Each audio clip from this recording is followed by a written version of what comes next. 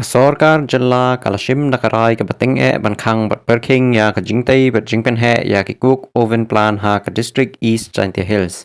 Hadin balalap ba ke jingjaboh mariang kalapoi sha ke kerdan ke bama.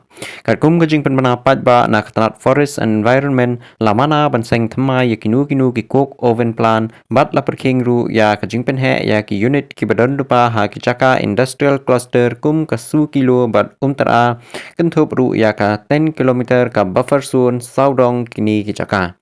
Kani kasin jam kawan hadin ke jingwat penia kabala le daga company Enviro Infra Solutions Private Limited kabala pen I ba ka jingmi jong kiler chabo agini kichaka kala jurba.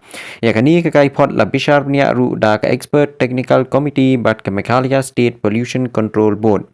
Kijinglap kipen I bakini kichaka kilajan poi shaka kerdan ka bkhen kum ki critically polluted area kat kum karukom thau balatep kum ka comprehensive environment pollution index lani CEPI.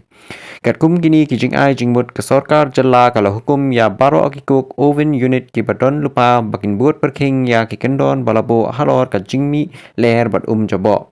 Ki karkhana ki hab ban bu bat sumar bha ya ki air pollution control devices khnang ban penduna ya ka jingjabo. Hakaju kapor lapatha ya ka Meghalaya State Pollution Control Board ban pen khlan ya ka jingpen ngor ban pen long ya ki inspection man kapor bat ban shim ya ki sin jam ki bateng persha ya ki pen khen ya ki an kum ka air act water act bat ka environment protection act.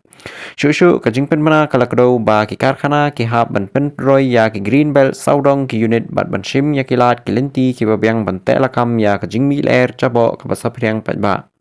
Agapakut ke sorkar jalla kalau banjur ba kini kisin jam kilong ki badon kamha ban yara ya kemariang ban sumar ya kuat ke kia jong kipat ba bat ban wanra ya ke jingroi ke bane bat ke bayaha bat kemariang hapo jong ke jella.